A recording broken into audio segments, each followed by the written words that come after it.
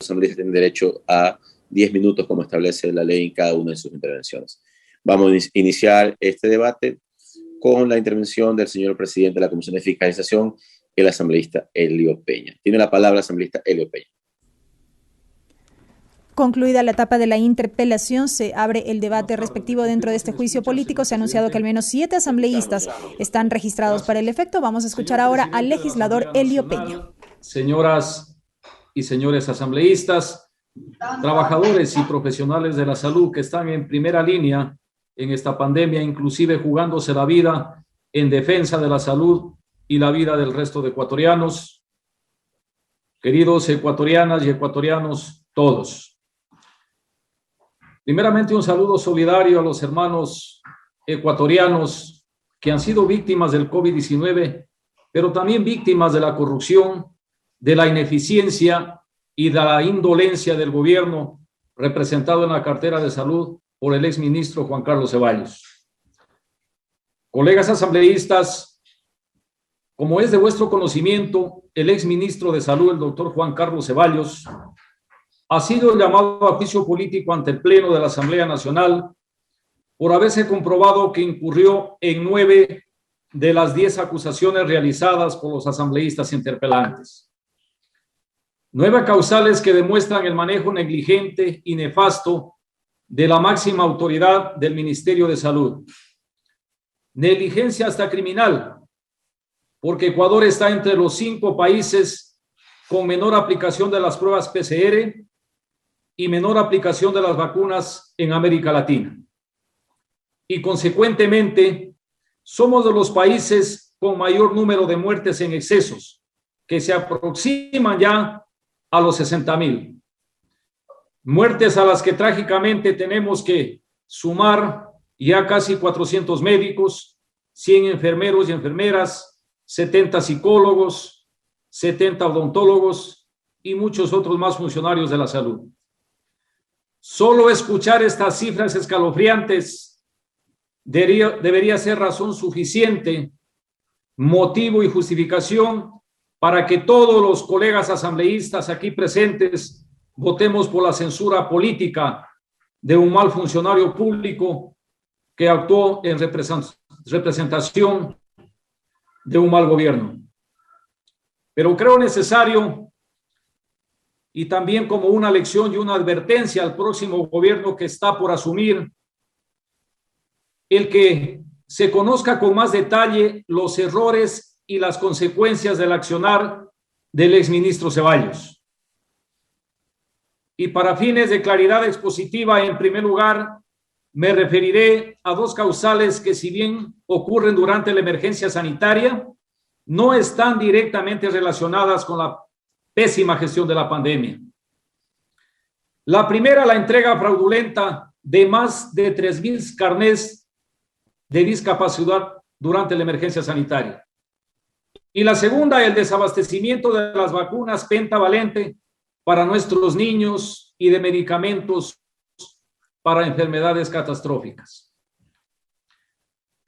Respecto a los carnés de discapacidad, la Comisión de Fiscalización comprobó que se dieron 3 incumplimientos muy bien argumentados. El primero, cuando ante las denuncias de que altos funcionarios públicos, entre ellos inclusive asambleístas, los habrían obtenido de forma irregular, suspendió, escúchese bien, suspendió el proceso de otorgamiento durante la emergencia sanitaria. Suspensión que violentó el derecho de este grupo vulnerable a acceder a los beneficios que le garantiza la Constitución de la República, la Ley Orgánica de Discapacidades. Pero sorprende también, este no es el único incumplimiento, sino que durante esta pausa administrativa, durante este periodo de suspensión del trámite, se emitieron más de 3,000 carnés de forma irregular. Y solo 3 meses después de conocer la denuncia, es decir, de manera extemporánea, emite el acuerdo ministerial 029 a fin de que se inicie una auditoría interna de los procedimientos de calificación y recalificación de las personas con discapacidad, cuyos informes podrían derivar en nulidad de estos. Adicionalmente, el ministro de Salud se negó a entregar la información solicitada por la Asamblea Nacional, alegando que es reservada, cuando lo que le correspondía es que la remita especificando que su tratamiento al interior de esta comisión también debe ser de carácter reservado. Y no lo hizo, no lo hizo, simplemente porque no le dio la gana. En lo que se refiere al desabastecimiento durante la pandemia de las vacunas pentavalentes para nuestros niños y de los medicamentos prescritos para el tratamiento de enfermedades catastróficas, el exministro justifica su incumplimiento aduciendo la falta de recursos asignados por la cartera de Economía y Finanzas. Un argumento que de ninguna manera justifica que se haya atentado con el derecho a la vida y a la salud de nuestros niños o de cualquier otro grupo vulnerable.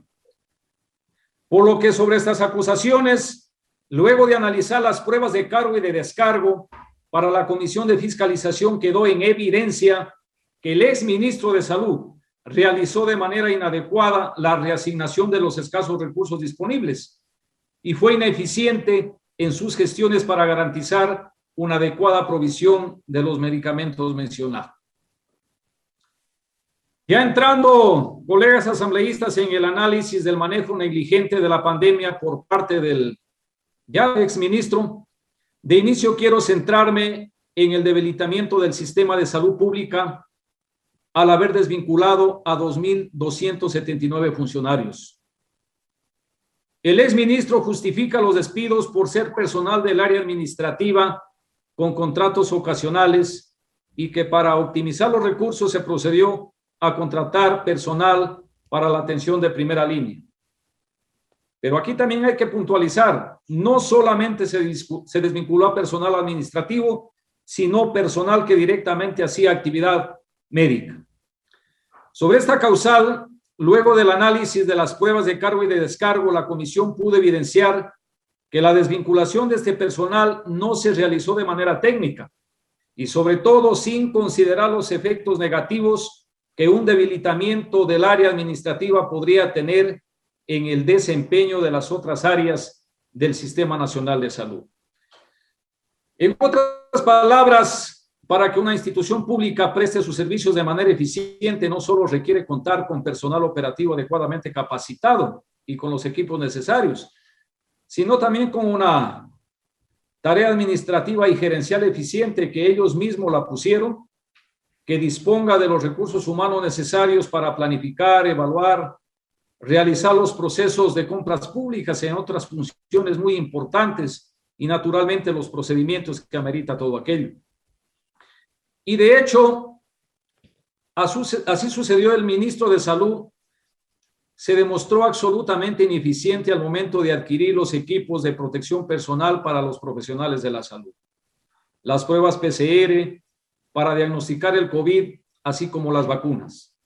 Y en ninguno de los tres casos se puede argumentar falta de recursos, como lo hace el ministro de Salud, ya que al inicio de la pandemia, todos sabemos, y fue una cosa lamentable y vergonzosa, el gobierno nacional optó por pagar 300 millones de la deuda pública. ¿Cuánta indolencia por el ecuatoriano? ¿Cuánta falta de sentido de humanidad? Prefirieron cumplir compromisos particulares que bien podrían esperar antes de priorizar los recursos para salvar las vidas de nuestros hermanos ecuatorianos. Y los resultados son los que dijimos al inicio. Cerca de 60,000 muertes en exceso y ser el cuarto país de América del Sur con más muertes de profesionales y trabajadores de la salud. Es obvio, pues ya sin suficientes pruebas PCR y sin suficientes vacunas, será imposible realizar cercos epidemiológicos y tomar las medidas complementarias necesarias para reducir la propagación del virus y, consecuentemente, el número de muertes y avanzar en la recuperación económica. Colegas asambleístas, señor presidente, pero este gobierno no termina de sorprendernos, y no solo por su ineficiencia, sino también por privilegiar intereses económicos sobre la vida de los ecuatorianos. Es una vergüenza para el país que después de más de un año de pandemia, recién se emite el acuerdo ministerial a través de la cual se fija en $45.08 el precio de las pruebas PCR. Esto demuestra la inacción del gobierno y el exministro para controlar el abuso y la especulación en los precios de las pruebas PCR por empresarios inescrupulosos que comercian con la vida y la salud de los ecuatorianos. Pero no solo estos hechos nos indignan, también es injustificable e inadmisible que no se haya respetado el listado de vacunación para la fase 0 y que dejando de vacunar a personal de salud que estaba y sigue en primera línea, se haya inoculado a los miembros del Club Rotario de Guayaquil, a personajes públicos como expresidentes, periodistas, dirigentes deportivos, rectores de universidades, autoridades del gobierno central, a sus familiares, que por cierto tienen el derecho de recibir la vacuna. No estamos en contra de aquello. Pero lo primero y lo prioritario debió ser los de primera línea. Esto nos demuestra que para este gobierno hay ciudadanos de primera, de segunda y no sé de qué más clase, que quien tiene padrino se vacuna, que no se respeta la institucionalidad, ni la ley, ni los más mínimos principios éticos y morales. Y en medio de esta crisis, otros hechos bochornosos de un gobierno y de un ministro impresentables, irreprochables por donde quiera que lo miremos. Las denuncias de corrupción en 3 hospitales del Ministerio de Salud Pública en la compra de insumos, equipos y medicinas. El exministro se defiende argumentando que un sistema descentralizado de salud, los gerentes de los hospitales son los únicos responsables de estos procesos. Pero esto no le exculpa, colegas asambleístas, ni a él ni a su gobierno, de su responsabilidad política respecto de la pregonada entrega de hospitales a cambio de votos en la asamblea y de su obligación de garantizar que se designen a estos cargos a profesionales con la experiencia e idoneidad mínimas necesarias, que es lo que demanda un sistema de salud y hoy más que nunca en tiempos de pandemia. Pero este gobierno y su exministro de Salud además han sido negligentes al momento de manejar los cadáveres en la ciudad de Guayaquil específicamente al inicio de la pandemia y han sido ineficientes en no poder ubicar hasta la fecha de hoy, la totalidad de los cuerpos desaparecidos y de esclarecer las dudas respecto con la identidad de estos. Esta ineficiencia ha causado graves afectaciones emocionales y psicológicas a los familiares. No puede ser de otra manera, ya que a la ausencia de necesario duelo se suma el no conocer el destino de los cuerpos de sus seres amados o la falta de certeza sobre la identidad de estos. Colegas asambleístas, el exministro no solo debe irse por sus acciones u omisiones en la entrega irregular de los carnets de discapacidad, en el desabastecimiento de la vacuna pentavalente y de las medicinas para enfermedades catastróficas, en la pérdida de cadáveres, en la compra insuficiente de pruebas PCR y vacunas, por la vacunación COVID, sino también por no haber cumplido la ley humanitaria, al no haber entregado los contratos definitivos a los trabajadores y profesionales de la salud, ni los contratos ocasionales a los médicos posgradistas, en los tiempos establecidos y sin excepciones a todos aquellos que estuvieron en la primera línea en la lucha contra el COVID. Y aquí hay que hacer notar, en lugar de garantizar la estabilidad laboral de médicos, enfermeras, odontólogos, se dieron el lujo injusto de desvincular a muchos funcionarios.